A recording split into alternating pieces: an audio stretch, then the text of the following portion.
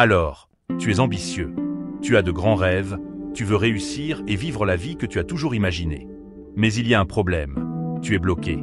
Tu sais exactement ce que tu devrais faire, mais tu ne le fais pas. Cela te laisse avec un sentiment de culpabilité, car au fond de toi, tu sais que tu es capable de tellement plus. Cette culpabilité s'accumule jour après jour, semaine après semaine, jusqu'à ce qu'elle se transforme en acceptation. Puis, une nouvelle année arrive, et avec elle, les mêmes objectifs que l'année dernière. Tu commences fort, porté par la motivation et un peu d'illusion. Mais rapidement, la procrastination s'installe. Elle revient comme cet invité indésirable qui ne te lâche jamais. Et bientôt, un cycle quotidien de paresse se met en place. Avant même que tu ne t'en rendes compte, tu te dis que tu es simplement une personne paresseuse. Mais ce n'est pas vrai. Alors, comment briser ce cycle? Comment se libérer de la procrastination? Beaucoup de vidéos sur Internet s'attaquent aux symptômes.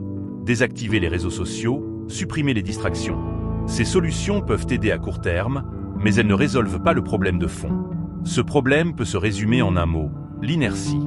En physique, l'inertie est la tendance des objets au repos à rester au repos et des objets en mouvement à rester en mouvement, sauf s'ils sont soumis à une force externe. C'est exactement ce qui se passe dans notre vie. Commencer une tâche, même petite, demande un effort initial, une poussée. Cette étape nous semble souvent immense et insurmontable. Alors, on l'évite. On se distrait avec des activités qui nous apportent une gratification immédiate. Pour briser la procrastination, il faut vaincre l'inertie. Voici 2 méthodes efficaces pour y parvenir. Réduis les enjeux et commence petit. Si tu te dis « je dois écrire un essai de 5000 mots », cela semble écrasant. Mais si tu te dis « je vais écrire seulement 50 mots », cela devient plus facile. Le simple fait de commencer réduit la sensation d'inertie. Utilise la règle des 2 minutes. Dis-toi que tu vas travailler sur une tâche pendant seulement 2 minutes, puis t'arrêter.